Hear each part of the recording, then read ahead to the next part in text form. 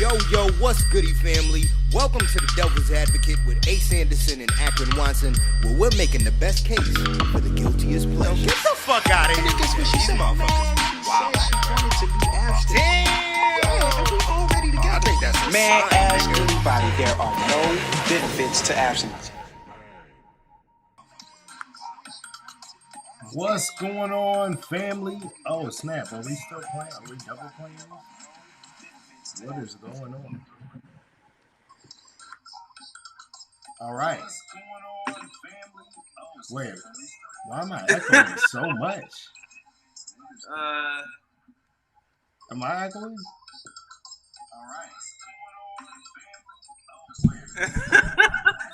Are you hearing that shit? Like, I'm confused as fuck. What?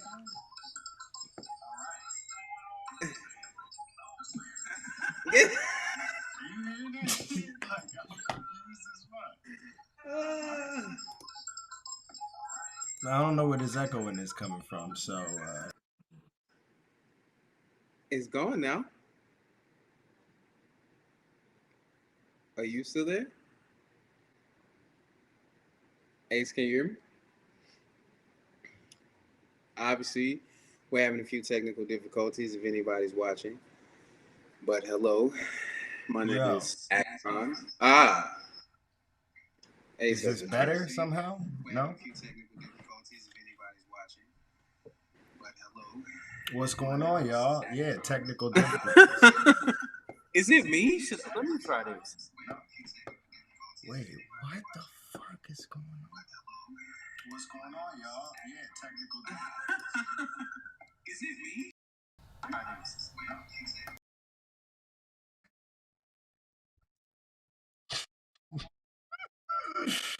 Of course.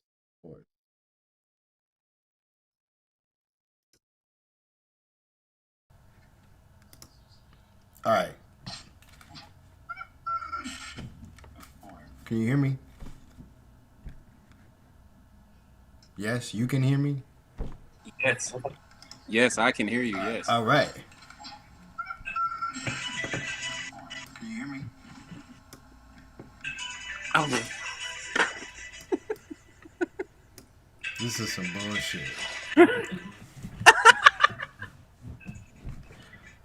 All right, anyhow, ladies and gentlemen, thank you so much for joining us here today on the Devil's Advocate. We're here. We made it. Yeah, this week we talk about the S.I.H.K Brothers, yo. We talk about how it all started, how it all came to be, and what the fuck is it? Ak, how you doing, man? I'm all right, man. I'm good, you know. Trying to do my best, and when I can't do my best, just show up. You know what I mean? Hey, that's all we can ask. That's all we can ask, man. Show up in it. So how you feeling, man? We're working on an album right now, and we're in the thick of it. We're about to we keep chopping it down. We started at 26 songs. Was this last week? No, 2 weeks ago. Or I don't even remember how long it's been, but you know, when we first started talking about it, it was like 26 songs. And now we're cutting things down. You know, what has that been like for you? Man, it hasn't really been like that hard. Honestly, it's like we have so much material. It was a matter of like, you know, your cousin. I don't know if you're ready to talk about him, but like, I feel like he really gave us like a green light to longevity first, but then also to just like take the pressure off of ourselves in a way. Yeah.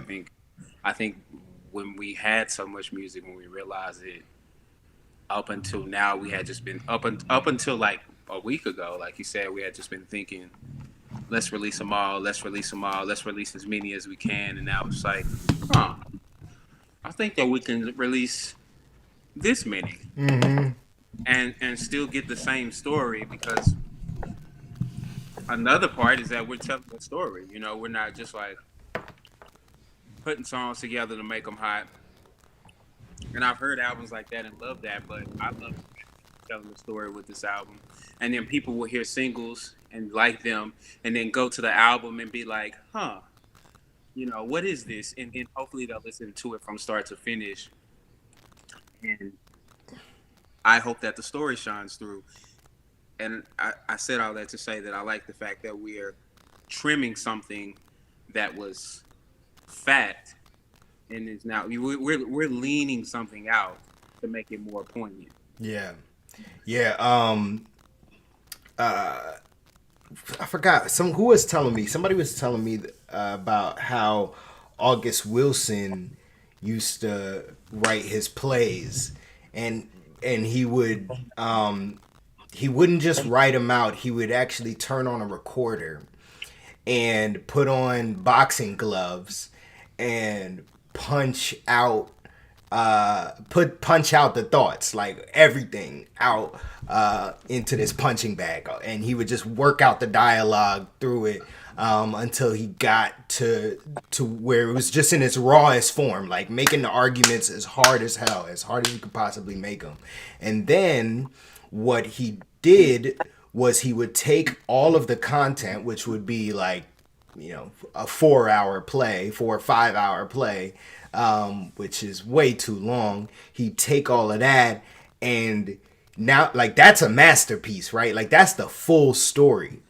But then he's like cutting it down. He's able to take everything that's there, that he's beaten out, like the full arguments of every character, beats them down into shape,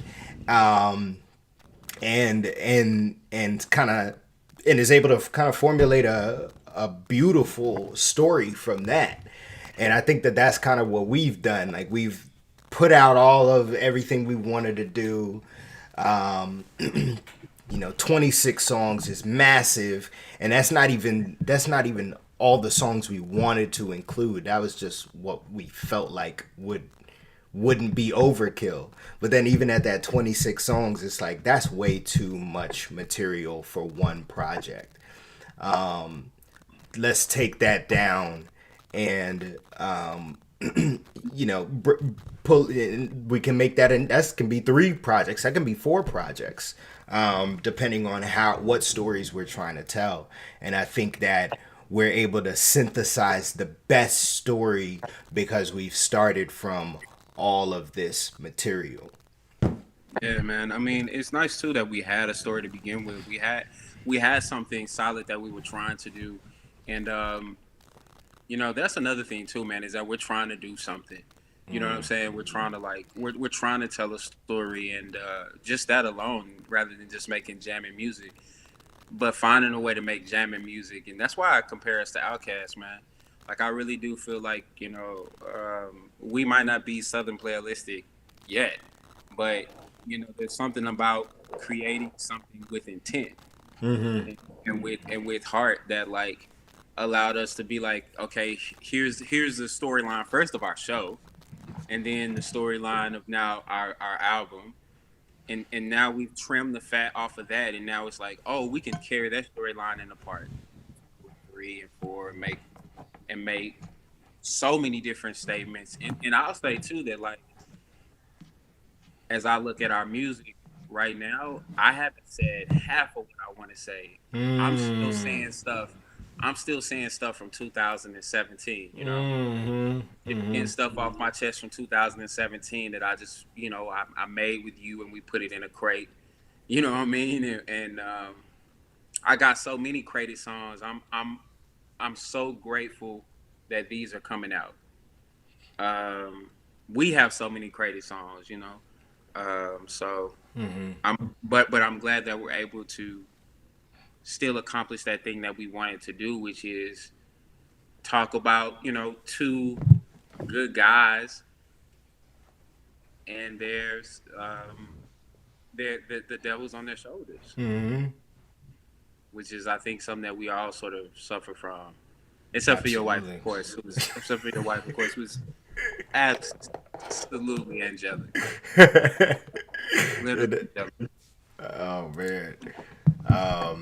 Yeah, normally she's listening, but since I got headphones on, she's not She listening. can't hear me? She can't. No. That's a Nigga, I've first. been eating pork all day. Chicken, sausages, and Oh shit! Well, ladies and gentlemen, come you on. just heard the sound.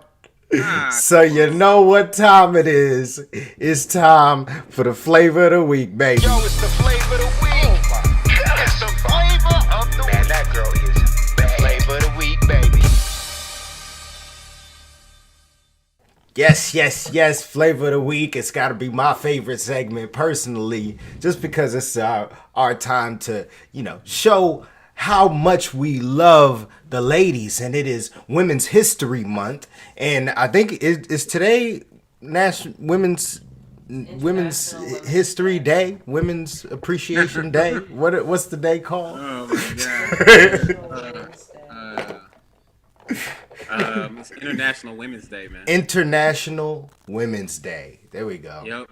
Let me get all my women out real quick. Word. Shout out to my mom, my auntie, Labrisha, Cornelia, whose daughter just got out of cancer surgery beautifully, amazing, because she's a soldier just like her mom. Shout out to Gabrielle, who's one of the coldest, most futurist women I've ever met. Shout out to Kanisha Thompson, who has worked more than anybody ever that I've ever met, and just fucking working hard. And shout out to your mom, who made you, your sister, who's bad but I can't holler at because she's your sister. And you know what I'm saying? Just the whole world of women who have helped me secure my place, and who are continuing to secure their places, and who I want to help continue to secure their places, and who I advocate for. And just for that very reason, my Woman Crush Monday, my flavor of the week is fucking every fucking gorgeous, smart, witty, sexy. I'm not done. Fucking wearing jeans whenever you want to, sweatpants wearing, glasses, chilling with no makeup on. Can't nobody say nothing about your beauty. Shout out to every fucking BBW in the world, baby. All the BBWs, all you big, beautiful women. Shouts out to y'all. I love y'all. And no shade to the skinny chicks, but shouts out to the BBW. Yes. I'm gonna just say ditto to all of that, but also, I have to give a personal shout out to my favorite woman on earth, which is my mother, Jacqueline Lawson. You are fantastic. I couldn't exist without you, and you really every day I see you grow and evolve. It's like you're out here putting mothers to shame, man. It's like, wow, I can't believe that I was so blessed to have such an amazing woman in my life, and to know that I have you in my life, and that I can have such a great relationship with you that fosters a better relationship with my wife. That's so powerful, because the fact that she can see me and my love for you as a woman, and see what an angel of a woman you are, makes her feel more, just brings her more peace and peace of mind. So mommy, thank you so much, and thank you for showing me how amazing women can be. And so you are the reason that I have so much love for all women, and I'm gonna just go ahead and dedicate the flavor of the week segment to you. The whole reason why we have this flavor of the week segment is because you have been such an amazing influence on my life, that I have to show all of the all the women in my life such gratitude and honor and respect. So there we go. There we go. I just recorded that for her so she could see it right in her inbox whenever she Yeah. get ready. Hey. She's not watching. Turn the camera around. Hey, that was all to you. And, love you, Jackie. I haven't seen you in 2 years. I've seen your mom in 2 years. That's wild, man. But with the whole quarantine situation, I feel like after being quarantined for a year, it's been like I'm not too.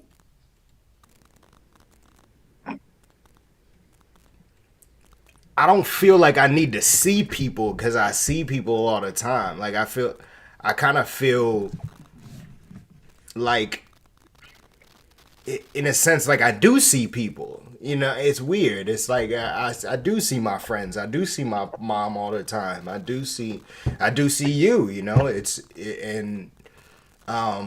Despite the fact that we haven't like been in the same space, it's like I feel like all the walls have been taken away. All the distance has been taken away from literally everybody. Like anybody I interact with on social media, I'm basically interacting with them in real life. So this is a good question for you then, because I feel like when I ask people what they miss most, I get the same things, but it sounds like you don't miss a lot. So I'm curious as to what you do miss about the pandemic.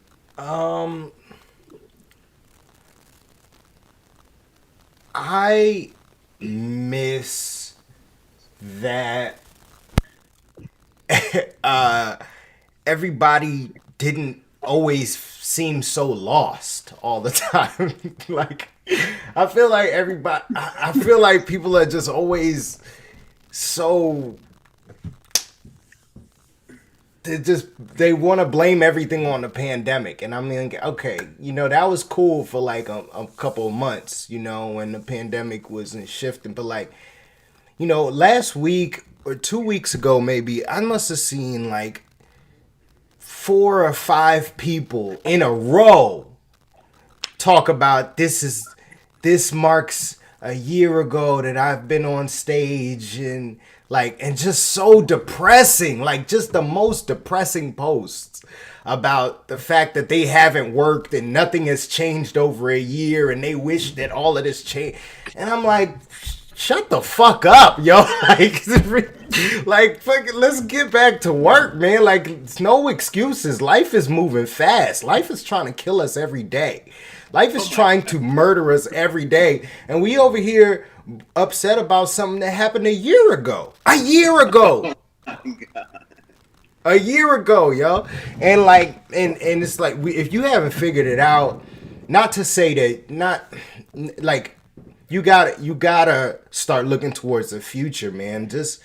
That's what I'm excited about. People to have hope again, and like not so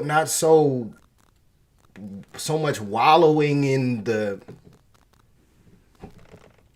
just the pandemic. Like, fuck, like the pandemic is happening, yo. Like, we in it. Fuck, we can't do nothing about it. Can't go back now. Sorry, we're moving forward. So I miss most the lack of complaints. I mean, people complain all the time, but just I feel like people want to use this specifically as just like their excuse now for everything. It's like, I don't know.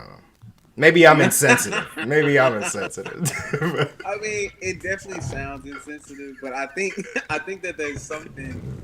I think that there's something to it. And in everything that you said, what I really hear is probably just because I'm your homie. If I feel like somebody else is just be like, damn, that nigga's insensitive. But what I hear you saying is, and what I see and what I feel is that there's a new world here, and I think some people are waiting for the world to get back to where it was.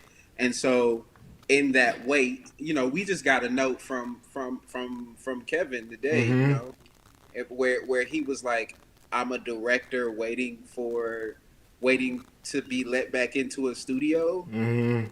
When it was like, motherfucker, get out there and like there's so many people that want to work for Kevin Moriarty. The fact that he hasn't made a move to do anything other than just wait is astonishing to me. Yeah. And the But fact that I don't think I definitely wouldn't say that he's waiting. He's not like that's not somebody. This is I think he's one of the busiest people in the world. Like especially being president of TCG. Like then don't be saying that shit in emails like, oh, I'm just because you sound weak, and it's like we trying to bring something new to your space, and you like, oh, well, we can't do that, and like, it's like, okay, well, we'll do it on our own, and then you'll wish that you were part of it, but yeah, you can also jump on board right now rather than, what did he say, sitting and waiting as a director for a studio to open. What? tell us how you really feel, Act. Hey man, he didn't hire me to be a company member. He hired you, so so you be nice. But no, I love him and I respect him. I do. I love him and I respect him as a director, artistic director, and just as a human being, just as an artist. But I think that email made me feel like, oh, you're waiting on the world to change back to the way that it was. It's not. Yeah. I don't think that it is. So what are your thoughts on how Equity is treating this situation right now? Where like basically they're shutting down all theater companies, all regional theater productions. Theaters were starting to hire people on SAG contracts, and then now that Equity and SAG have kind of created an agreement together. Now Equity is the only ones allowed to handle actors being on camera that is produced by a theater company. So basically, Equity's stepping in to say, nah, you can't do any of this stuff until New York starts moving and making work safe again. But that basically says that all regional theater is shut down across the country. I have my guesses as to why they're handling the situation the way that they are. I think that it's about keeping New York, New York.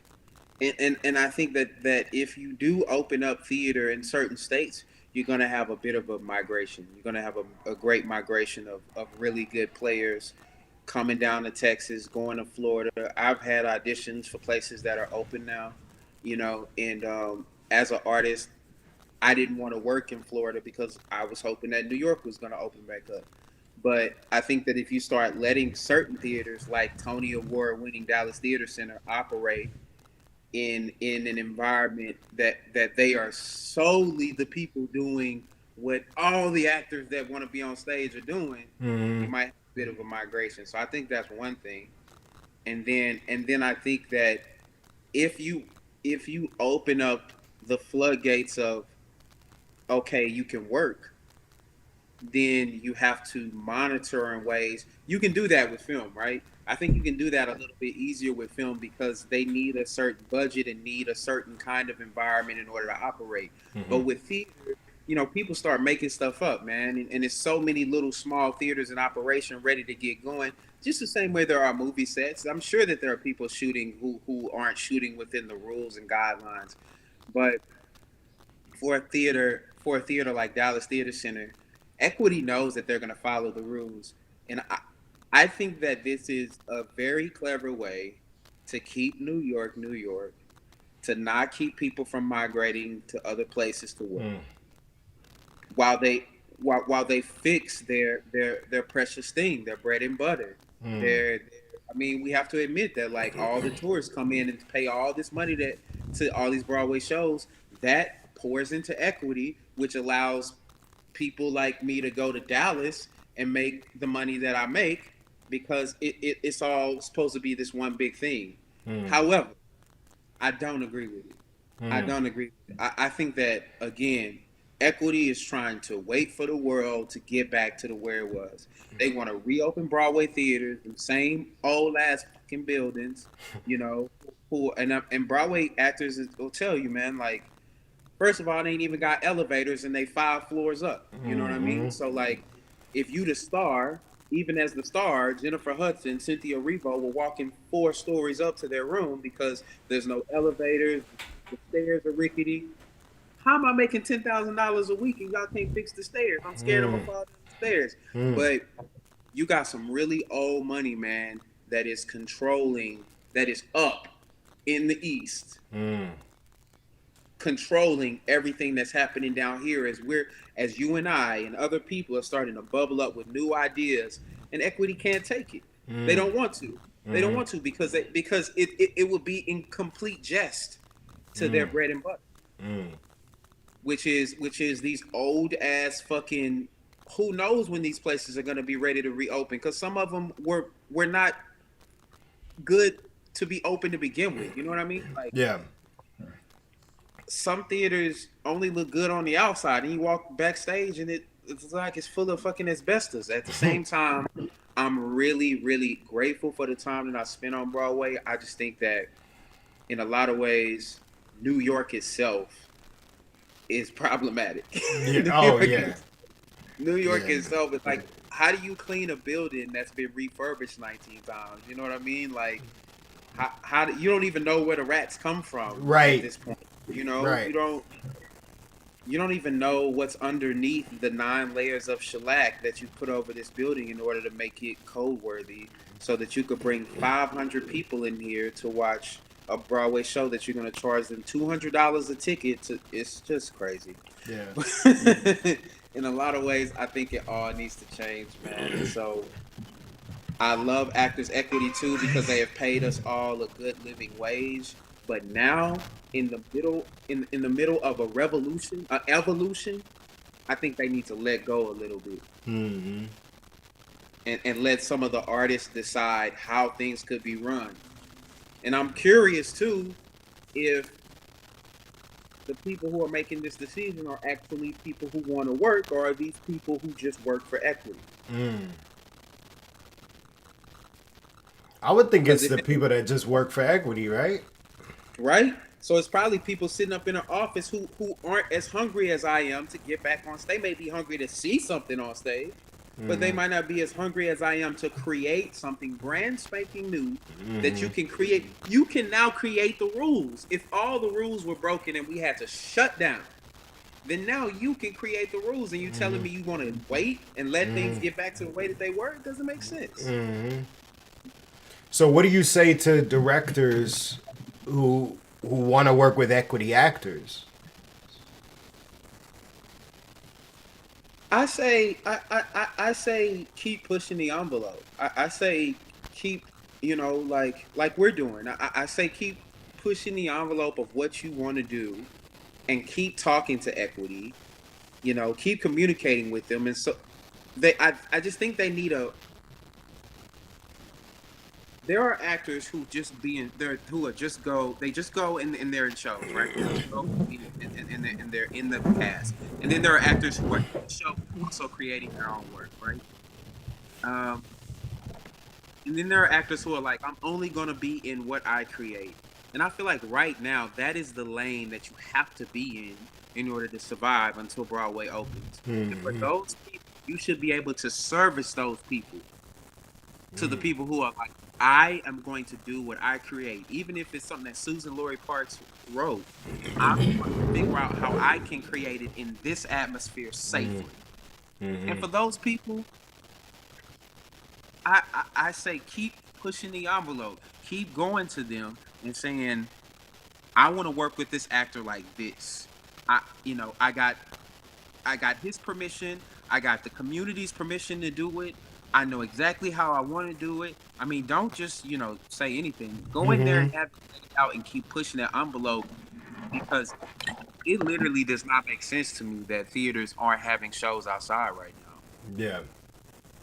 If you got any sort of weather above 60 degrees, I don't know why you don't have outside theater happening right now. So, because people want it, people need it, people want a place to go. Yeah. And see stuff. So I tell those directors to keep pushing the envelope, but still be communicative with equity, because it's a good organization and it means a lot to me and to the rest of us. I don't want to see equity go away. I just want to see some smart change. So, like, the issues that I've had with equity have been stuff like this, like the fact that they don't change but every 10 years, right? Like they don't shift their rules. They don't shift how they do things on a timeline that makes sense with how technology and life moves today. And so it becomes really difficult to create an organization that works to benefit actors whose careers are constantly changing faster than the organization. Right? Like we can now be influencers and TikTok and and all of that, and like actually filming yourself is a form of a currency that didn't exist. So before the pandemic, conversations that we were having with equity was like, are we not allowed? Why are we not allowed to take out our phones or tell people to take out their phones and film the cast on stage to post it? Or why not? And it just so people have the experience of like, I'm here, like I've been here, take a picture, post it, I've done this and that. It's not the same as copywriting an image, like taking it, or trying to what do you call it, plagiarize, or what bootleg. It's not like I'm trying to bootleg a copy of the show, but like I want to show people that I was here and show people proof. So I want to be able to film it and record myself. And now you see everything is TikTok videos. It's all video content. And if everything is advertised through video content, you see, if you post a picture on Instagram, it doesn't do well, right? So that means that your content has to be video content that you're sharing. If you can't share video content from the play that you're working on, then your play doesn't exist. It didn't happen. Nobody cares, right? Because nobody saw it. Like, who the fuck? Like the 5 people in the room saw it, sure, but that's not how you sell tickets now. So, but equity doesn't allow you to record, because if you record someone and then put it online, then that person has to get paid. It's like the rules are so ridiculous that you have 15-year-olds going to theater, pulling out their phone and all excited that they're at their first play. And then you got fucking ushers running in to be like, no, stop that. And then the kid's like, fuck, well, I never want to come to the theater again. Like, if this is what it's like. And I mean, and that's for all ages, not just 15-year-olds, but I mean, and definitely for older people. It's like, if I've never been to a play and then I can't just take a picture of the actors on stage, then like, what the fuck? This was kind of pointless. It's interesting too, because I wanted to ask you, like, do you think that because video is becoming the thing, that maybe theater is dying? I think that the old theater is dying. I think that people have a hunger for live performance. People have a hunger for live storytelling. And like you said, we're willing to drive and go and see it outside, right? Like that's never gonna go away. We want to see people, and if we can see actors in person fucking do something that we can only imagine, like if I'm blown away just by somebody memorizing 100 words, then like to see that in person I don't think I'm gonna just lose the love for that. So theater, and I say that to say theater requires two things in order to be theater. It requires one actor and one audience member. That's all theater requires, right? And so it's never going to die because that's the simplest form of communication, right? As long as the human race exists, then theater is never going to go away. So then why do you think that they don't want it to be filmed? Because they are is stuck to an old idea, an antiquated idea that is dying off quickly, and everyone who is on that boat doesn't realize that the Titanic is sinking, and what is going to survive is only going to be Rose on her little fucking, on her little door, right? Her floating door in the middle of the frozen Arctic, right? And so what do you think? What is that idea that you can't mix the mediums? I think the idea is that I think the idea that you can't mix the mediums. I think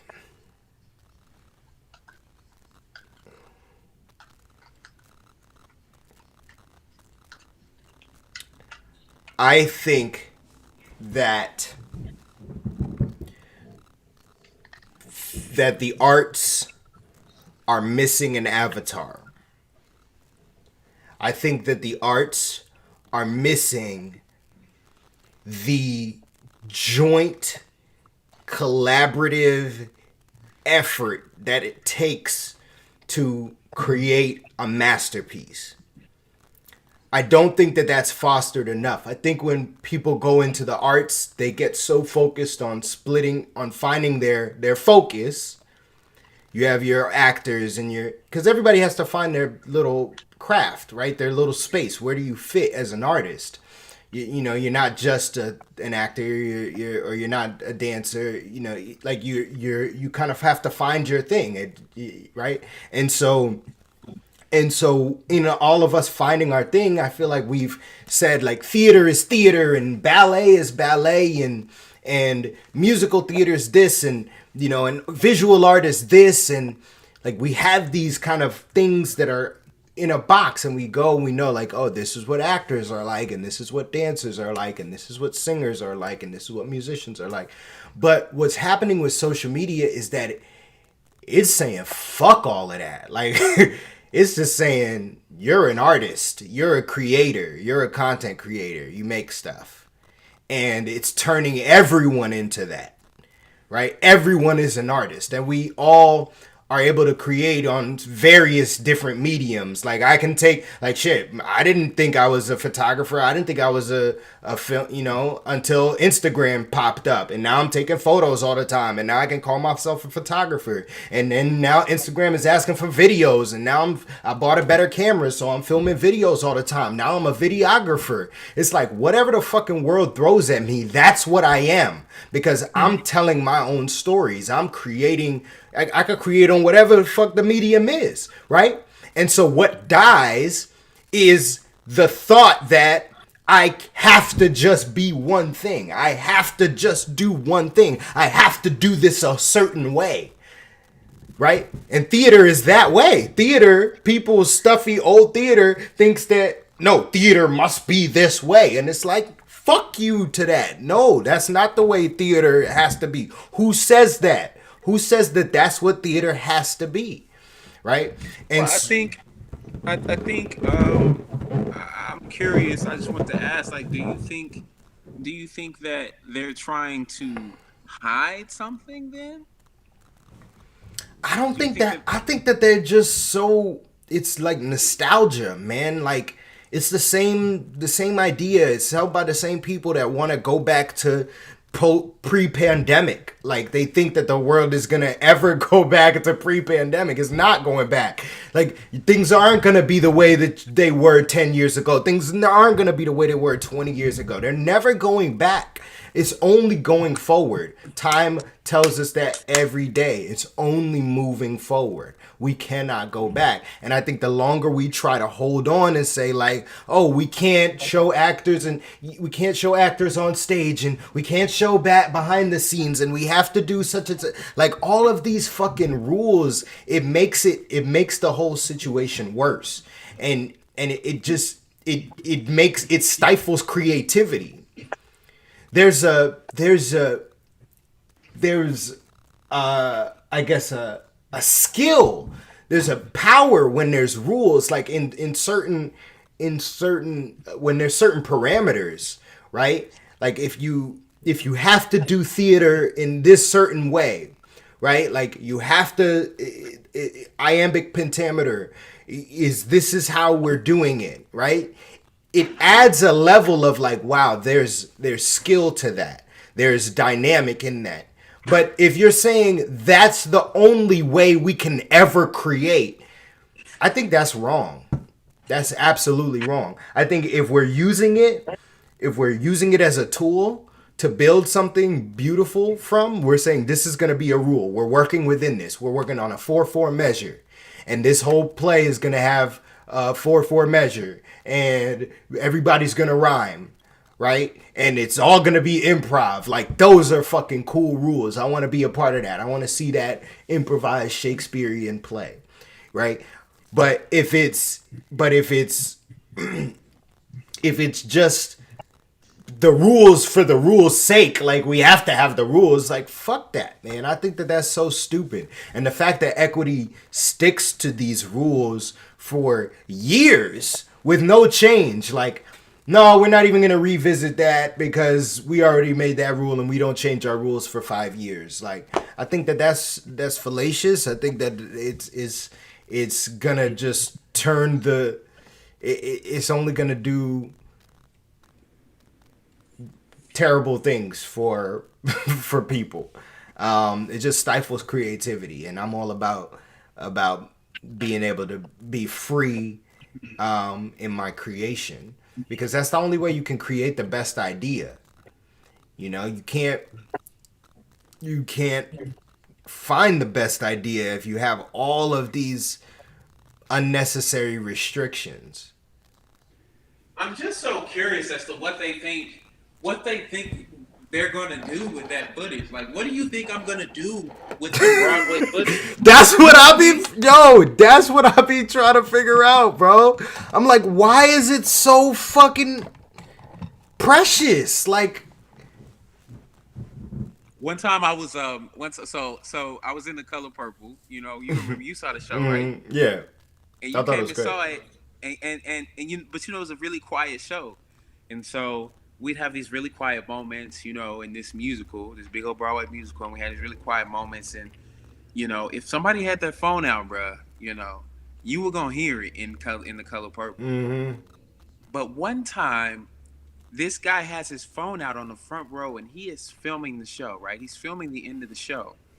Cynthia Erivo, who's playing Celie in The Color Purple on Broadway, right after she won the Tony, man. I'm talking like maybe a week after she won the Tony. So people are there. They're trying to figure out who is this woman and why did she just win the Tony Award, right?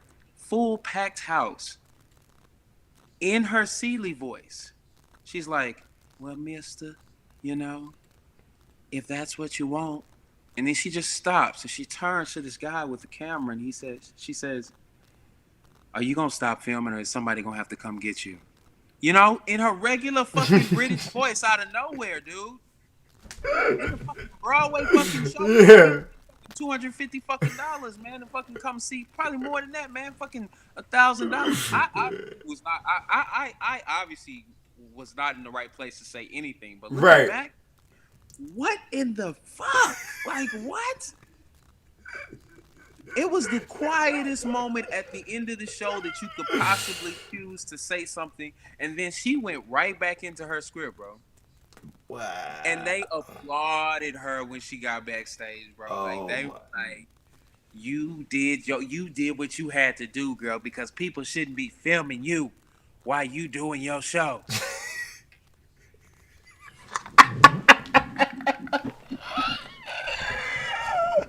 900 people, 1,200 people, 2,000 people just saw you stop the show because somebody had their camera out. Motherfucker, were you acting? What is that? Yo, if that's what the thing is, I don't know, bro, that I could have been in, and maybe that's what it was. Maybe it was that she could not keep it together as an actress and needed to stop that so that she could get back to being an actor. I, however, am in and I'm not trying to say that she did the wrong thing. I love Cynthia, you know what I'm saying? I don't know if I would have had the wherewithal. I don't think I have to see me on Broadway in that moment and then be able to stop somebody with a phone and get right back to it. That's some next level stuff. I think I agree with you, man, but I will say that I think that they're trying to keep a certain mystique. They're trying to keep. Yeah, I think in some ways you got. Wait, did I lose you, Act? No, Act say it ain't so. No, for real.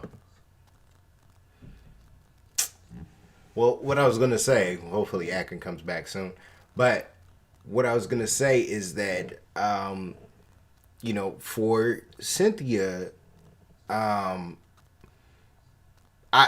feel like in that moment, what I would be worried about was that when someone was gonna say something, if they said it in the wrong time, then it would throw me off, So if we were,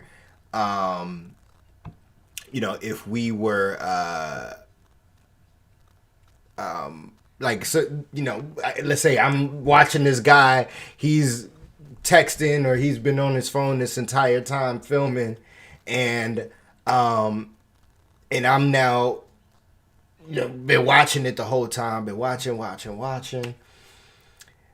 In my mind, I'm thinking like, when is the ushers gonna say something?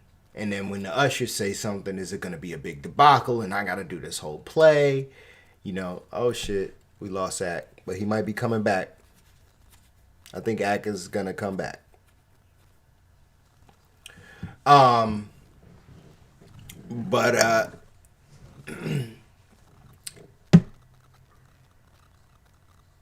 Yeah, I'd just be worried. I would be very, very concerned, to say the least, ladies and gentlemen. So yeah, we trekking along here. I guess this is time to jump into some of our other segments. I gotta show y'all some stuff because we're talking about S.I.H.K Brothers today. You know what I'm saying? S.I.H.K is a group that I started back in high school. I started it with several guys. Basically, kind of about what I was just talking about. Like, we wanted to have a group of artists that could come together and create art together. We could make stuff, whatever it is. We had ideas all the time, and how cool would it be if we could get together and then actually see our ideas through to fruition.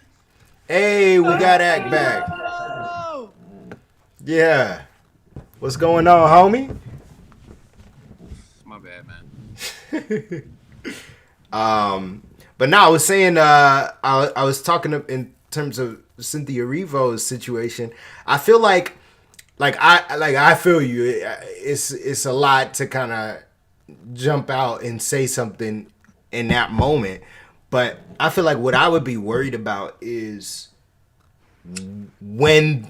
if I didn't say something, when somebody else was going to say something, and if that was going to turn into a debacle that would take me out of the play, right? So it's like, if I don't handle this now, then maybe a usher is going to come rushing down and like jump in and do some dumb stuff, You know. Which happens a lot. Yeah, which Yeah. happens a lot. Yeah. Yeah, so I think the issue starts from equity, honestly. It's like, it's the fact that the rule exists. Now it makes us have to, like, be nitpicky about the rule. Like, okay, you know, go grab the cell phone and go to...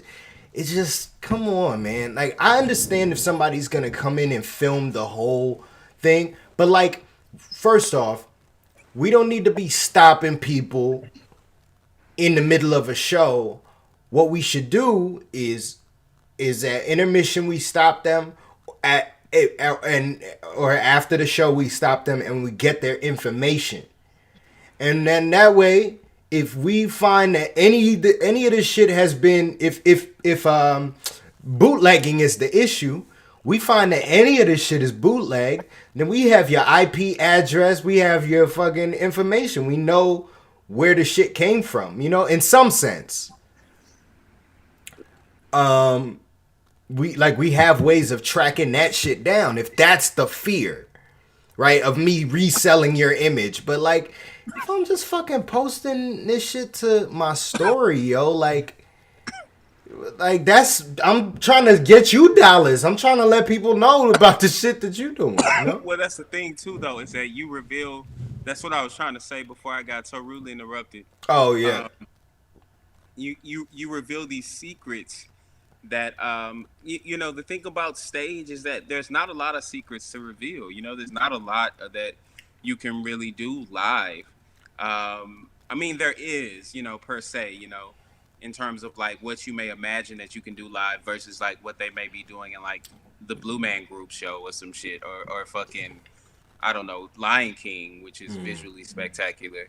You know, they can do some amazing things, but they don't want to reveal those secrets. They want people to be in awe, you know, and I think that the way that you hide those secrets allows it's a magic trick, right? Like, I think that theater is the magic trick, you know, and so they don't want to reveal the magic to you before you pay for a ticket and come.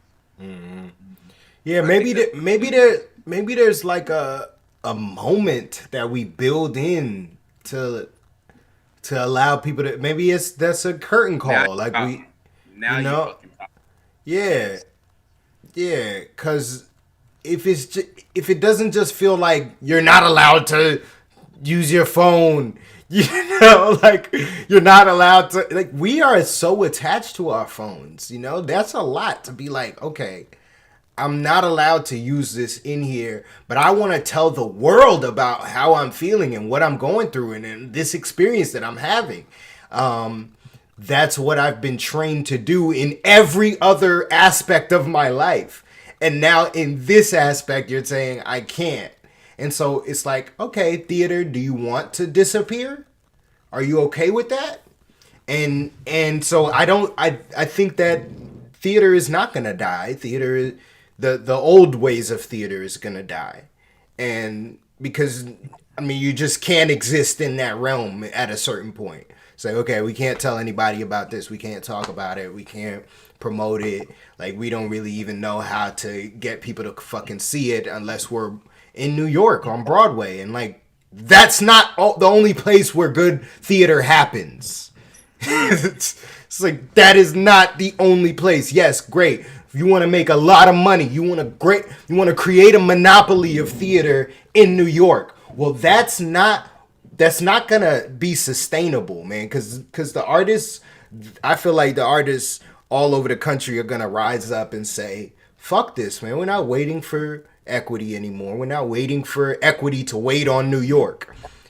You know, where we need to now get work done. We want to create, right? Like, the equity has been working for us when New York was up and working, but since New York isn't working, then equity isn't working. So we're going to have to figure out some new shit, or equity's going to have to change. Hey, I'm excited to see what comes in the future. You know, I think that as we continue to create work outside of equity, they're going to figure out who they need and how they need to represent people. I think that's really what's going to be the key, is that stage events are going to happen, and equity is not going to be a part of them.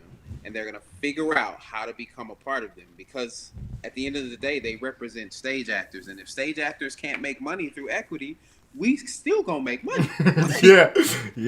That's the bottom line, is that I'm still gonna make money, and so you telling me that I can't isn't gonna stop me. So you're gonna want a piece, so you might as well work with me now.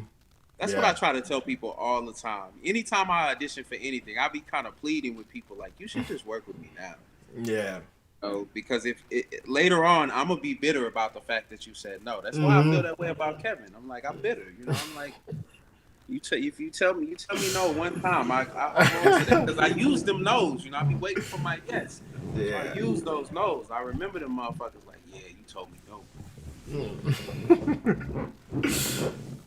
Yeah. But yeah, man, I look forward to doing Top Dog Underdog without equity and just seeing what that feels like, you know. Yeah. This will be my first non-equity show in a while. Yeah. Yeah, it's going to be, I think it's going to be great for us as artists just to have that under our belts. You know, especially with everything that we're creating, you know, working on this film Blackout together, working on the album, and now not only it just being one album, but now it being multiple albums, having consistent music, and then to be able to fully bring on producers. Bro, we got producers on Penny Candy, so in 2022 we will officially start production, or at least pre-production. I guess we're starting pre-production now, but we're gonna start on Penny Candy next year, which is like fucking crazy to actually get to put Pleasant Grove on the big screen, man. Like that's gonna be really, really cool, and I get to pay homage to my Jamaican background with Kingston, and and I think like you said, man, we're creating the work, like we're creating our own stuff, and that's the stuff that's popping off. That's the wave right now. We have to be creators. We have to be it's the thing that kind of keeps us alive and keeps us moving and grooving. So so I'm pumped. I'm just as motivated by the no's, but I'm not so I wouldn't say I'm so bitter. I'm like I'm kind of grateful in some aspects, cuz I'm like, okay, then you know, then I get to do this. You know, I get to do this. I thought I needed you, and I get to prove that I don't need you, which is cool. And that's actually what I'm most pumped about for this project with that. You know, not working with Dallas Theater Center, because I'm having all these ideas like, okay, we can do all of this other stuff, but then it's like this is forcing us to pivot. Yeah. Yeah, man. To just like I feel like, especially with Blackout too, man. Like I'm not just trying to talk about our projects all the time. I'm just really excited about them. You know, it's just I'm definitely trying to talk about my projects all the time. Like, cause my projects are fucking dope, yo. Like, I'm super hype about this album, bro. It's the music is stupid, bro. Like, and then I let G listen to the to the latest mix of Piece of Cake, bro, and she was in love with that shit, bro. She was like singing that shit. Oh, I'm like, yo, this album is fire, and now the fact that we've narrowed it down to even like the core, like just the core fire shit. I'm like, oh hell yeah, yo! Like I'm hyped, and I'm hyped to get to perform them. I'm hyped about rehearsal, bro. I'm hyped for you to come out here tomorrow for us to get this shoot, the album cover shot. Yo, I'm just like hyped, nigga. Like all the shit that we're creating is our stuff. it's dope. Like, nobody can't tell it. You know what I mean? Like, you're not working for an institution that could be like, yeah, fuck you, because, like, you should change it and turn it into this. Like, nah, fuck that. We're doing this to ourselves. It's ours. We know what's good. We've been listening to fucking music for 50 years between the both, almost 60 years between the both of us. Right? No, over 60 years. How many? Over 60 years. What am I saying? This is almost 70 years between the both of us. So we know music. We know what the fuck sounds good. So yeah, so we making a Grammy worthy album. That's the wave we on, you know. Man, I wish you would stop saying that shit. I'm so fucking scared of that shit, man.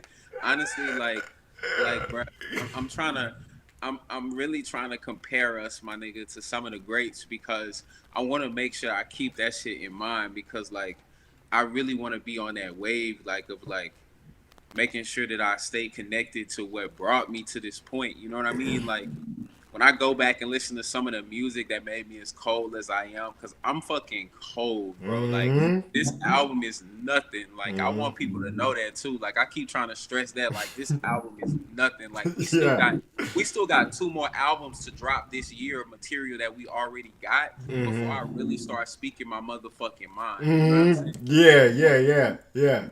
And I'm already motivated to do it. And I'm already, you know, I'm already 4 tracks into next year's 3 albums that we're gonna drop. Yeah. And so yeah, man, you know, yeah. I'm highly motivated, man. I'm highly motivated, but you know, the Grammys, man, like I feel like I don't know if you ready. I don't know if we there yet, man. I don't know if we there yet. Yo, man. Listen, I think that what we're doing is so unique, dog. Like, I think it's so unique, man. I don't know anybody like us, bro.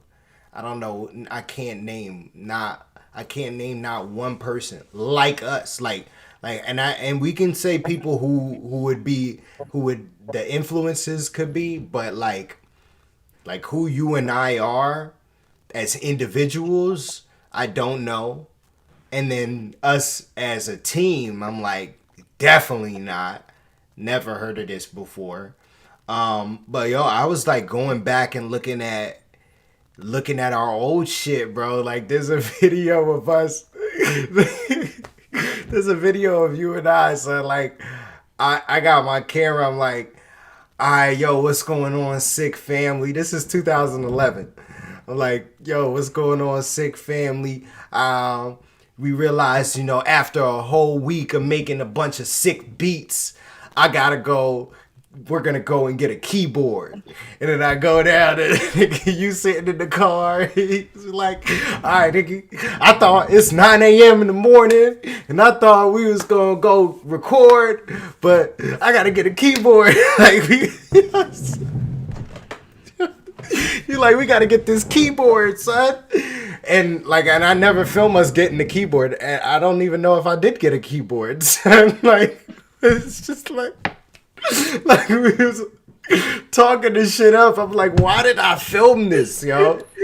Why did I film any of this shit? And we talking like somebody was gonna see that footage, bro. Like, nigga. Somebody is gonna see that footage. But see, that's why I believe that we are making it to the Grammys, bro. Because the shit that we say, bro, we talked. That was 10 years ago, nigga. 10 years ago, bro. Yes, 10 years ago. So for us to be like talking the way we were talking, like we knew this shit was dope. We just waiting. And like 10 years, we've developed for a long time. We've been growing and like it's really honestly cool to see. So I can't imagine, especially now that we have success, like we have accolades now alongside not just the talent. Like 10 years ago, we had not the same talent, but we had the amount of talent that we have, you know, and now we have the skill as well, plus the accolades. So, yo, we destined for greatness, my G. Greatness! Yeah, man. I think they invented the word Kings! Yes. Yeah. Nigga, I swear, bro. I swear to God, I know how to lead too. I'm a born leader, bro. Mm-hmm. I'm a born leader. I knew when we connected that we was gonna be on this shit, man. I already knew. I foresaw it. It was like cha-ching. It was like when Conan the Barbarian met that black dude in the woods. And you know the black dude was like too strong, and so they fought each other for a little bit, and it was like, you are a strong one. And, you know, they fought like long ass time, and then he realized that the black dude was like the king of the woods, and so he was like, oh shit, I need this dude, and so they linked up, and it was like, cha-ching. And so they just traveled the woods and shit together. It was Conan and the black dude. Man, that shit was that was a cold ass movie. It was what's that? Arnold Schwarzenegger. It was Arnold Schwarzenegger was Conan the Barbarian and Will Chamberlain. Will Chamberlain, the basketball player, the black guy. Oh shit. Yeah, bro. He wore fur. He wore a black fur and carried a bone as his staff. That was his staff. It was a big long ass bone, like an elephant bone. Yeah. Fucking Wilt Chamberlain. But that's us, bro. That's us, my nigga. Word. I'm Conan though. I'm Conan though. You the black nigga in the forest. I don't even really know these characters, so I'm gonna just say yeah. Yeah, cool. You the black nigga in the forest. Cool. You Wilt Chamberlain, bro. I'm the black nigga in the forest, man. You the black nigga in the forest, bro. We about to clink up on these niggas, man. Ching.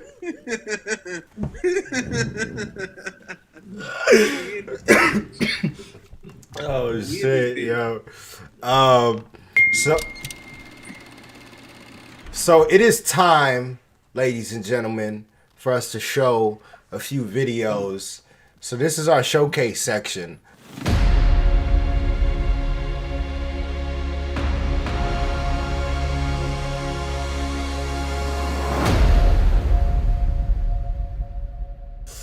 Yes, ladies and gentlemen. If you are on our YouTube, make sure you click like and subscribe. It gets us more views, more followers, and more support.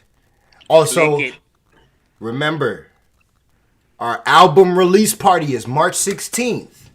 Next week. Next Tuesday. What's that? 8 days from today. Only 8. And tickets only $10. Only $10. And you can get them at the links below. All right. So I want to show y'all. We're talking about S.I.H.K today. So I wanted to show y'all a little bit of the videos that we used to make. This is a trailer that I think I was making around the time that I met you, Ak. And it was a trailer for a documentary that I never finished. So anyway, here it goes.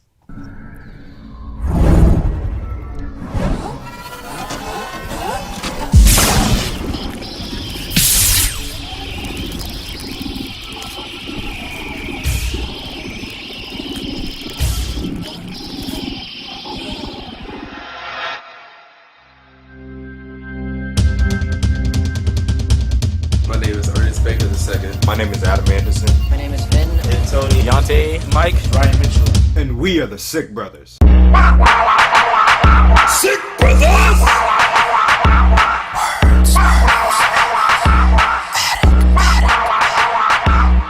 I'm so fire. I'm so fire. I'm so fire. I'm so fire. I'm so fire. I'm so fire. I spit flames. The idea behind starting the whole group was that there would be a group of very talented people that could come together and just do whatever they wanted. I'm a dancer and an all-around artist. I'm a pilot. I like to do things. I like to make music. I like to be creative.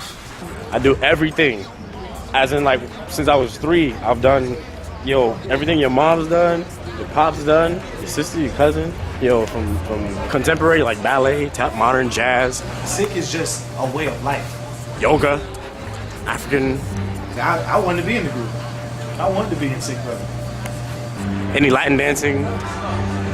And at the same time, when I was learning all of that, basically, I started breakdancing. Now I get the chance to show everybody what I have to offer to the SiHK Brothers and to the SiHK Brother movement. I'm so fire, I'm so fire, I'm so fire, I'm so fire, I'm so fire, I'm so fire. I spit flames, I'm so fire, I'm so fire, I'm so fire, I'm so fire, I'm so fire, I'm so fire. I spit flames. Yeah, I'm a winner. Paper stay on my mind like a printer. And boy, I'ma get it, dead or alive. Look in my eyes, big city, bright lights on. I'm flying this kites, I ain't waiting for tomorrow. I'm trying to party tonight, I'm trying to party for life. Ain't listening to the hype, just killing it on a mic. Really, you don't wanna be my friend now? But when I get famous, you gon' wanna bow down? This for all my non-believers from the class clown. About as clean as a whistle. S.I.H.K Brothers!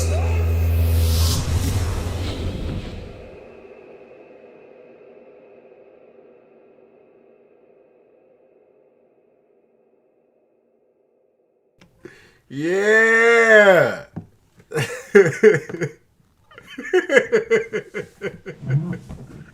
Oh shit! That's what's up, bro.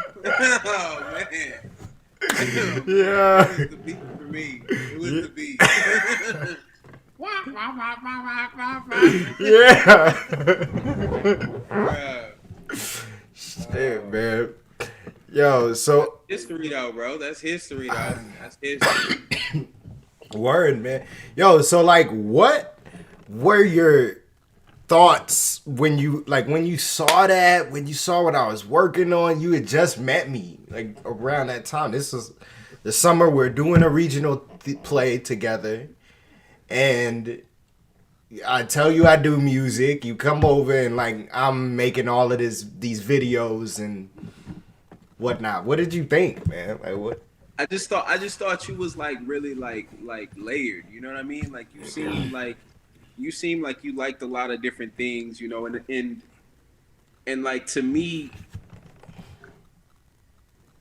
like just interesting people like give me pause. Like that's what slows me down. Like you know what I mean? Like beautiful faces are cool, but like that's not what I'm into, you know, like, or you know, like I get obsessed about interesting things. And so like you knew how to do things that I didn't know how to do.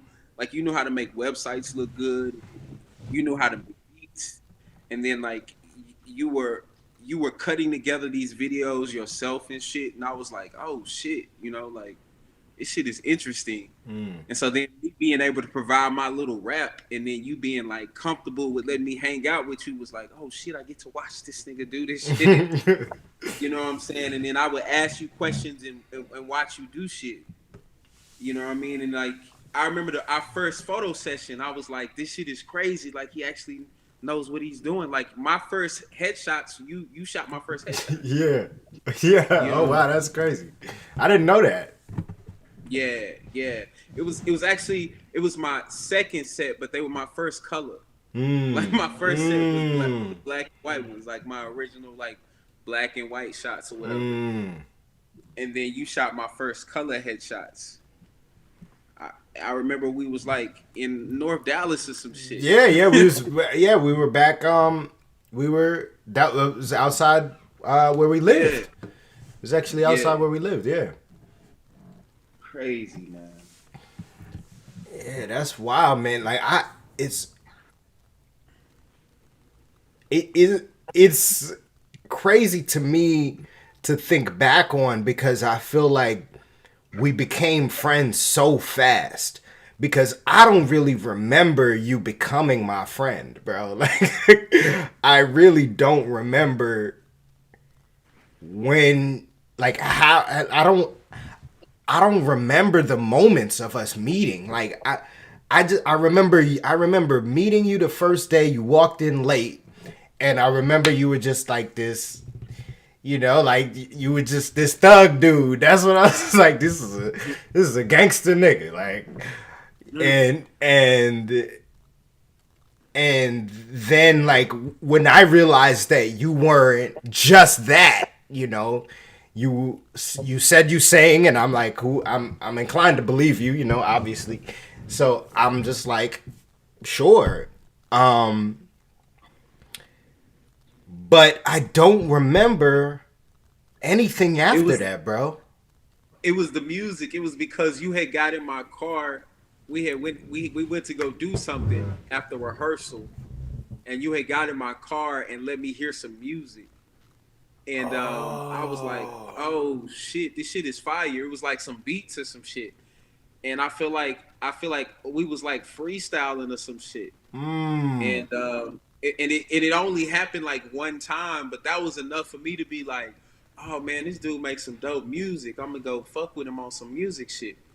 And so I hit you up, and I came over to Mimi's crib, or Mimi's crib. And we listened to some music, and that night we recorded that was the night we recorded our first song. Yeah, wow. I remember I remember the day you came over, cuz we recorded Like Me. Yeah, Like Me. And we recorded another song that I never put out. It was I'm addicted to my emotions. I'm addicted to fear. I'm addicted to self-consciousness, but I gotta persevere. My world is crashing down. I had written these lyrics, and like I had nobody to sing that shit, and so you sang that, and then I made the beat for Like Me, and we had 2 songs. I was like, damn, this shit is dope. I did Like Me. Yeah, the first Oompa Loompa type shit, yo. Wow. Close notes, yeah. That shit jammed though. Hell yeah. But yeah, man, I always wondered what your thoughts were about those moments, about that summer. Because I really do feel like our relationship moved like that. It was like, okay, this dude, we making music, and now we're gonna perform, and like, it just felt like we were doing everything. We made In the Sky. I remember that shit. I was super impressed with, because I told you, I was like, yo, I want to make a song like Green Light. And I told you that shit, nigga. The next day, you came back to me with a whole like verse, 2 verses, the hook, and everything. And you're like, "This is how the beat goes." And then I was like, "All right, cool." And I made that shit, and like we had a fucking song, yo. I was like, "Wow, that's the fastest I have ever made music." Like from conception, I told you I wanted this. You created it. Like we brought it, recorded, and that's like literally the song that you hear is like that. We recorded that shit in a week or something, you know, a couple days, 3 or 4 days. Yep. But yeah, man, like that's so cool. I have another video that so the video started to get a little bit better, but I wasn't always making videos for S.I.H.K Brothers. I actually, that's a lie. I was when I first got a computer. I was super fascinated by GarageBand and iMovie on there, and like the fact that you could like just cut together stuff. Like there are these free applications that you have on Mac, and Apple, Windows doesn't have that shit. Like they had Windows Movie Maker, but that was very, very basic. Did not allow you to really do anything. And then they didn't have a music making software.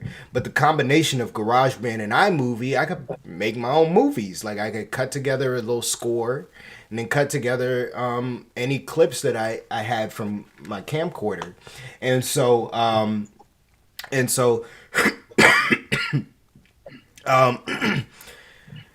the company, the group S.I.H.K Brothers, when it was first started, the thing that we could do was like film people's parties. And so we would film people's parties. Deontay would DJ, Vin would host, me and I would film. And that's kind of like how we started the company at first. And then I used that. I was like, okay, I got to get better at this editing thing. And then I started to get better and better at like making videos and making content, and then combining that with my skill for audio and making music. I could like build these kind of videos that moved a little bit, and they were at least well edited together. And I was 19 years old doing this, right? 18, 19.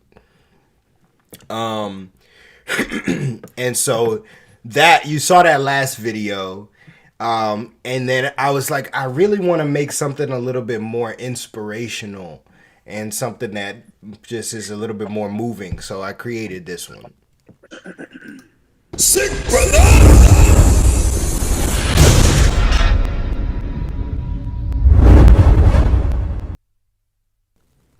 And there you have it, ladies and gentlemen.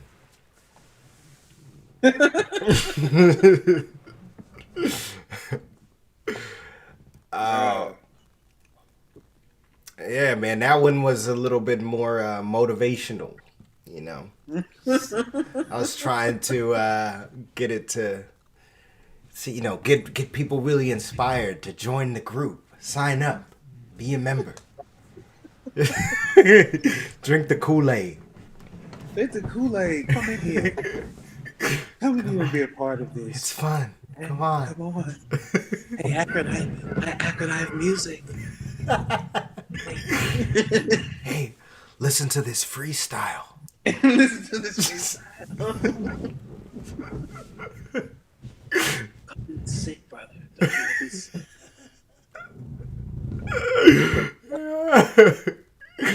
Shit, man.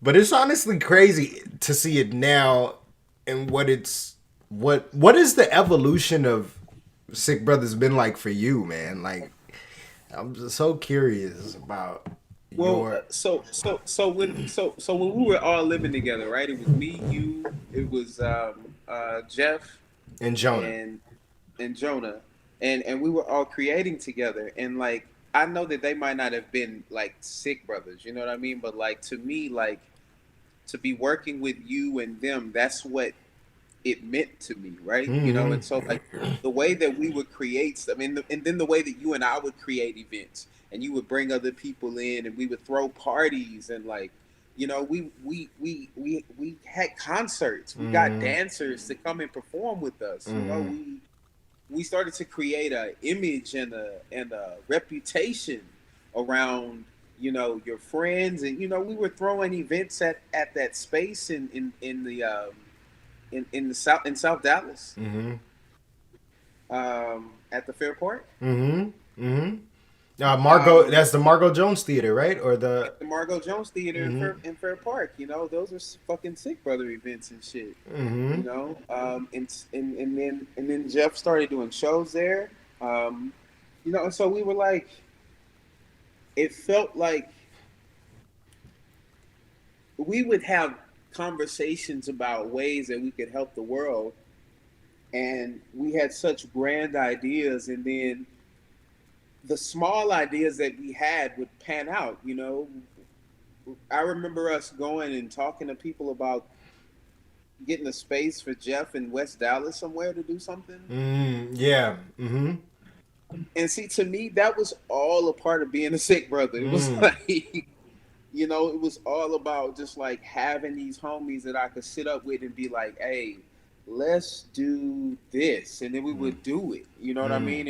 And you know, and we had these big plans for Dallas, and like we had plans for every person that we met. You know, it was all, and it was all a part of helping the community and helping ourselves, and like, you know, positivity, and like, you know, it was the society of intellect, honor, and knowledge. Individuality, yeah. Individuality, honor, and knowledge. I feel like I might have had an argument with you about it, wanting it to be intellect. You know, like intellect. You know, like, can we change that one word or something? You know, and to look at us now too, like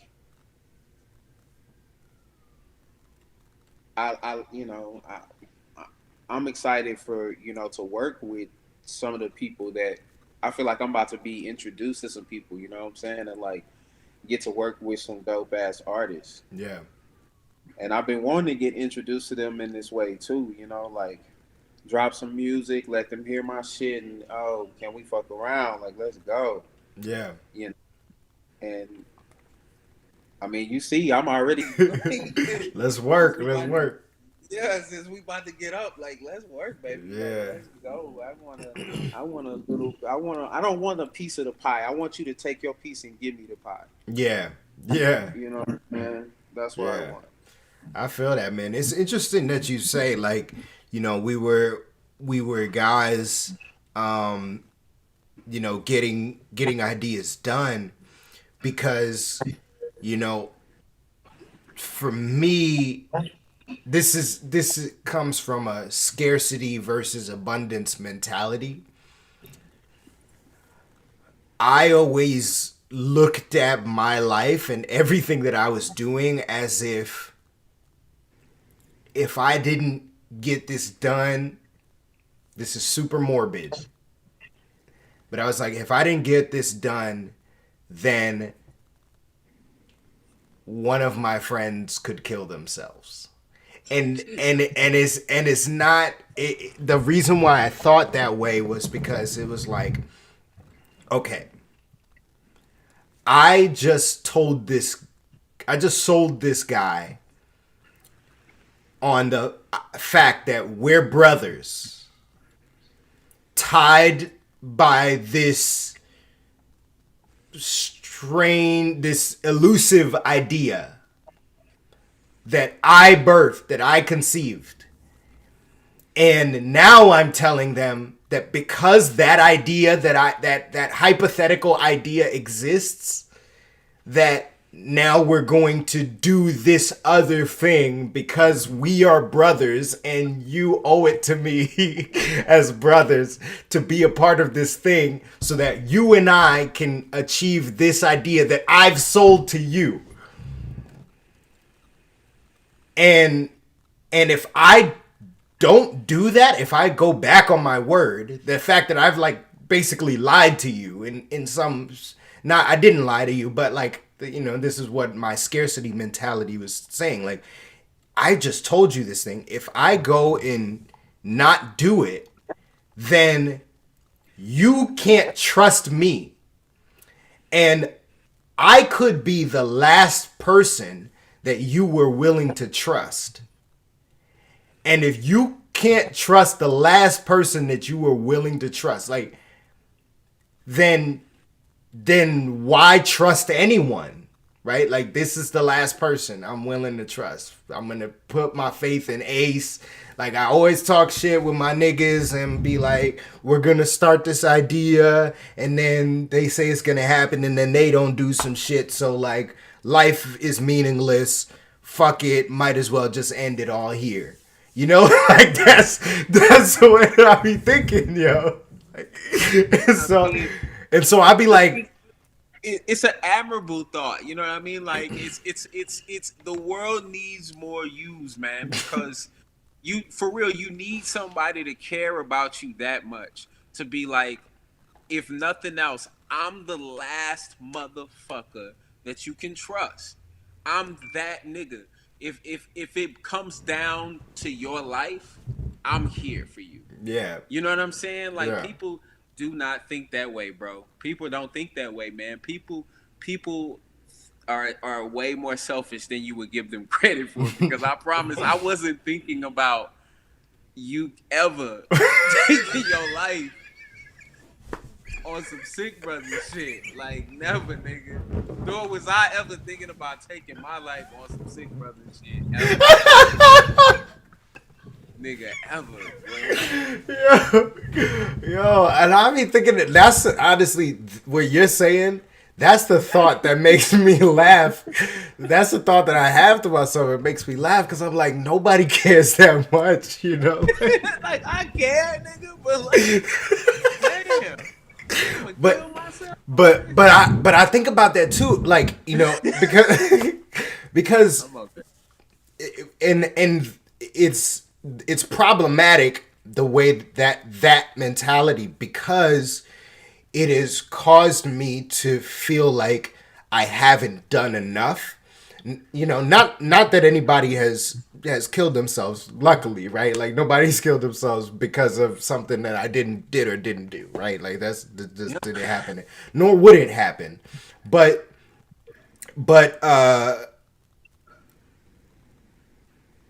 when it comes to having this mentality, it's like I could really be doing more, or like, you know, I mean, because it's so hard to stick to your word, man. Like, it really is. Like you said, it's much easier to do the easy thing and not, you know, just not help or not even worry about anybody else but yourself.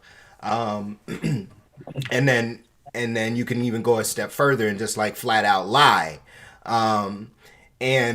And neither of those things kind of were on the table for me. And so it made me feel like, fuck, I'm not doing all the things that I said I was going to do.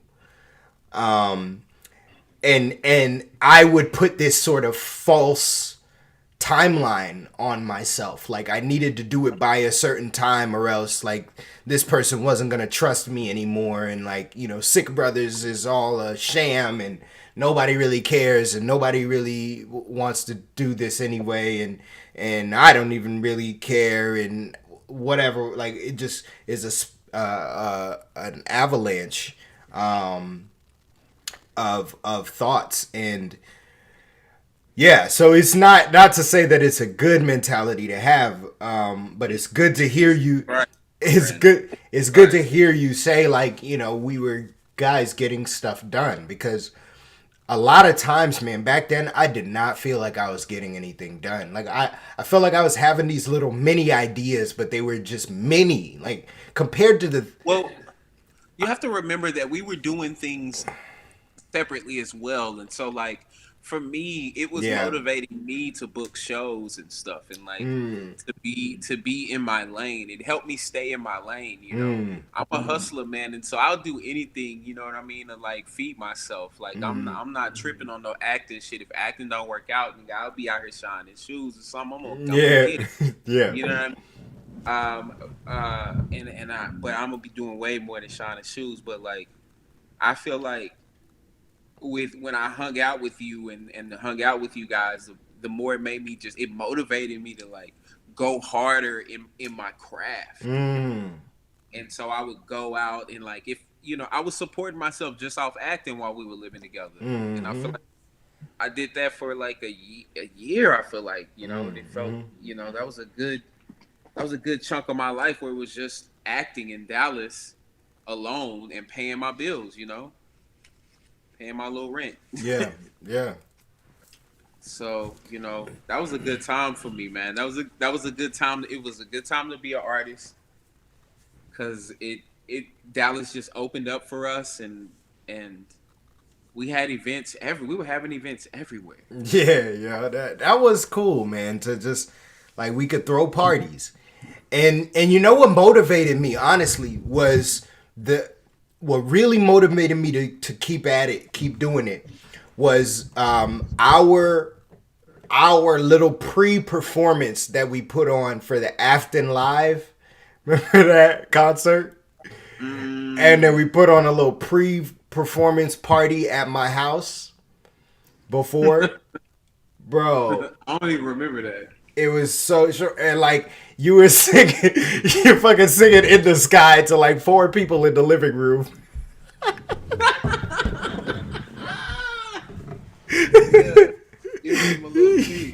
Yo, he's just like singing, like, come to this concert, and it's like these 4 people are all college students. They just came here for the party. They're not coming to no damn concert, yo.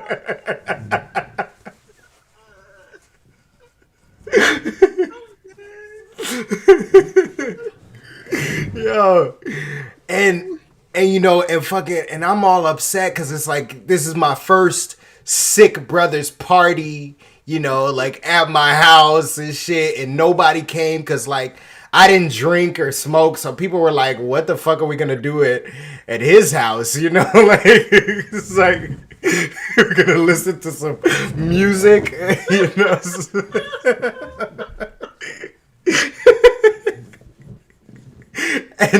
And yo, and so I'm all sad, yo. I go upstairs and I go out on my balcony and I'm like all sad.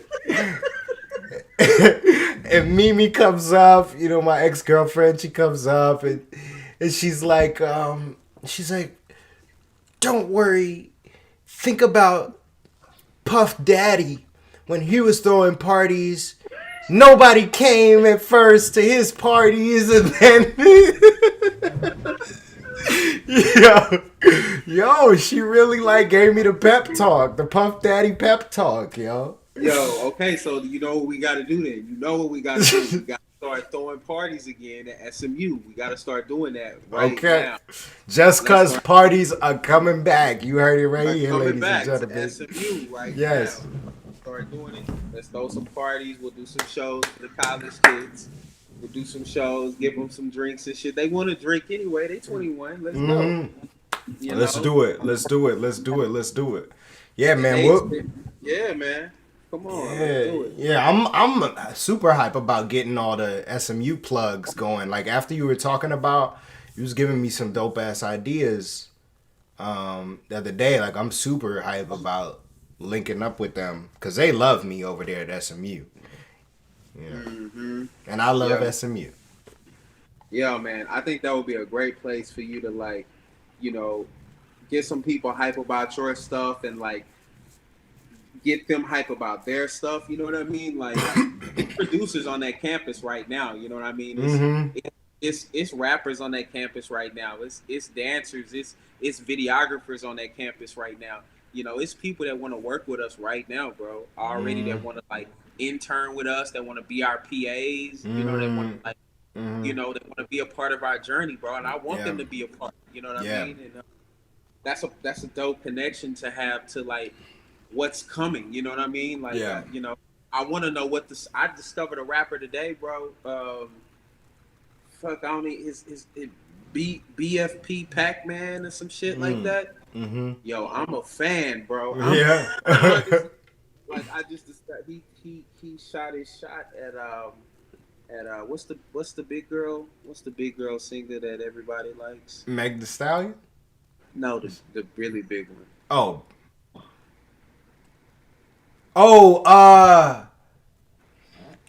Damn it. You were just talking about it the other day. You know this. Yes. It's on my Instagram. I hate this, y'all. I'm so bad with names. Like, Izzy, Lizzo. Thank you, Vin. Vin saves the day. Saves the day, man. Vin be on it, man. He be fucking on it. But yeah, man, this guy Pac-Man shot it. Just on it. Just nick of time Vin. Nick of time Vin. Not to be confused with nigga time Vin. Why did you say that? Why did you say that? Oh snap, Corey! I shot you out too, Corey. Thank you for that. But you spelled Lizzo wrong. Damn. Liza. Liza. Shit, man. Lizzo. Well, Ak, I think this has been a good little convo, man. Talking about regional theater, talking about equity, talking about the album, and talking about S.I.H.K Brothers and how we got this whole thing started, man. I'm super excited for next week to get all 10 of my brothers on this shit. Yo, this shit is going to be dope, man. Next week, y'all, we are having all the original S.I.H.K Brothers. They've all agreed, and so I expect all of y'all motherfuckers to be there. All right? Damn. I could talk to them like that because they my brothers, you know what I'm saying? So, oh, okay. Shit. I don't let niggas talk to me like that. You know. But it's like you don't get hazed in the S.I.H.K Brothers. You just like get, you know, like we just talk to each other real harsh, you know, real aggressive. Y'all don't push each other and shit like that? Nah. It's just words, you know. I'll put them gloves on with a nigga, man. Y'all start putting them. I'm telling you, we need to make that a part of. That needs to be initiation. Get ring. Nah, man. You probably break my. Oh, you probably got some pent up aggression, man. You I don't know. Nah, I mean, like, listen, man. I like to think of myself as the Gray Hulk. You know, he's kind of in between. You know, he's learned how to master his aggression, and he only uses it, and he's very intelligent. Only uses it when absolutely necessary. So that's where I'm at. That's where I'm at. Stuff like a great hope.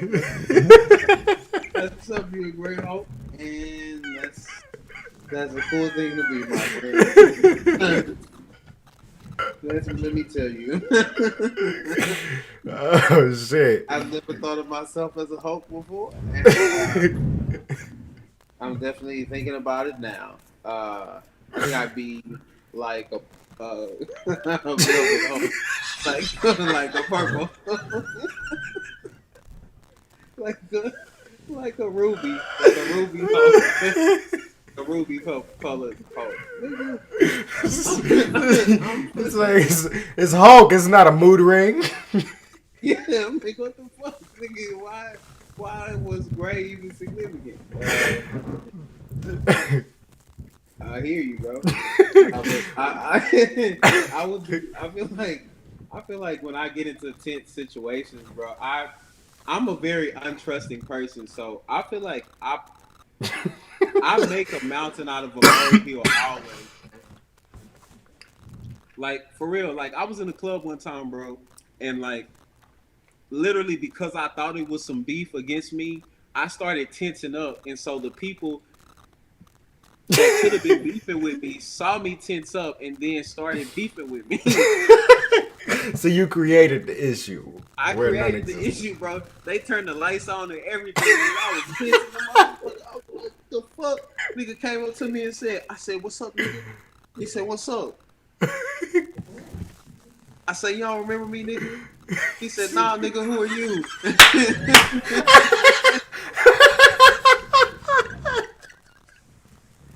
Hey, we at the Ace, we at the after hours, man. Did you ever go to the after hours in Dallas? What is that like a spot, like a literal place named, or like after? Is that a spot? It's a spot, man. Yeah. Is it called? Is that the name of the place called After Hours? Nah, man. It was called T.I. Boulevard, man. It was a place called T.I. Boulevard. And so it was like a strip of like little shops that they would it was like the garage of a place that they would open it up and turn it into a club after hours. So like if the club closed at 2, you could go to T.I. Boulevard at like 4 a.m. and it would open like 7 a.m. Oh shit. You know. but it got wild in there. You feel me? I can imagine. Shit. Yeah, it would get wild in there. And so it was really a big deal that they turned the lights on just to see me.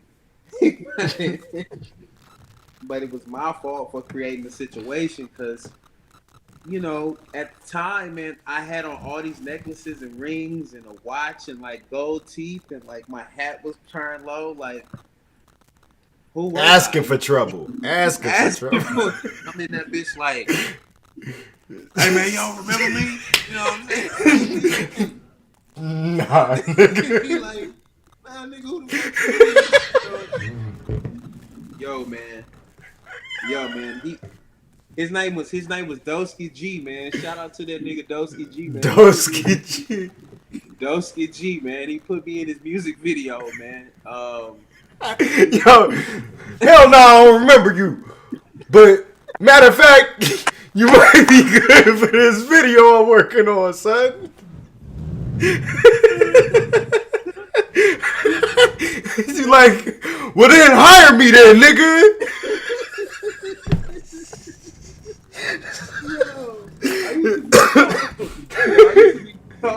I used to be cold with that acting shit, bro. I'm talking about cold, boy. I could just act my way out of any scenario. That nigga was beefing with me. I was like, you want to see this monologue? And I just hit it with that. I hit that nigga with that, bro. Broke that oh shit. Dosky G, man. Dosky G, YouTube. Y'all YouTube Dosky G. That shit is funny, yo. Oh my god, I swear that's funny. Oh shit. Well, ladies and gentlemen, I needed to end on a good laugh. It's been real. Ack, you heading out here tomorrow, right? Yeah. Tomorrow, man. And then we finna shoot this album cover. I'm super hyped about that. You nervous? What you nervous about? You know, my thoughts have never been up for public consumption this much. You know, and I feel like even this album cover, bro. We talked about this, and we're bringing these things into conception. These are you know, my private thoughts. Like, I always wanted to do this shit. I always wanted to remake this cover, bro. Oh yeah. Hell yeah. Oh shit. I've been so adamant about it. Yeah, my whole life. But the first time I saw this movie, it changed my perception about religion. It changed my perception about like what actors could do. You know what I mean? Like storytelling wise, like the way they told that story, those performances, and then the fact that most of those people in that movie have gone on to still do amazing fucking work. Except Keanu Reeves. Oops. So yeah, man, I'm excited. I'm trying to pull up this album cover for you. I mean this movie poster for you, so everybody can see what we're talking about. This is the cover that we're gonna be recreating for the for our album. If I can just get to it. Here we go. So, as you may know, The Devil's Advocate is a movie with Keanu Reeves and Al Pacino. And we've taken some quotes from the film and we're putting them in that are in the album, as well as obviously the name. We didn't take the name from this movie, but it just so happens to fit our title, so we're like, why not, go all the way with it. The album is called The Devil's Advocate, so let's recreate this cover.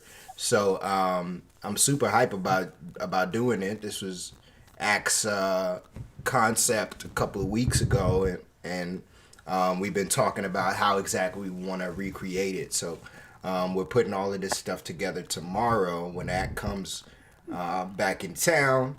And yeah, I'm super hype about it, man. Like it's cool to have so much it's not just music. Like, we have a whole story that we've woven into it, and then the themes from this film have also been ironically woven into the story as well, and it's just really is really intellectual and profound in a lot of ways. So I'm just excited about the world to get to have a taste of it, and for us to be putting it out. So that's coming March 16th, y'all. The album is released on all platforms. Go to my website at the link. Here, I'll pull this back up so you can see the ticker. It's dropping March 16th, y'all, and we're having a fire ass release party. It's hosted by my man 88 Killer, and on the 15th we will be having on our show. This show we will have the 10 of the original S.I.H.K Brothers here talking to us, and yeah, and I think that's it. I don't have any more announcements. Yo, man, thank y'all, man, for like anybody who like, yo, fucking Ben, what up, man? Thanks for like coming through, man. For Ben, sure. Like, much love, brother. Oh yeah, man. Yo, it's good to talk to you, bro. I'll see you soon. Yes, sir. We will catch y'all. Catch y'all on the flip side.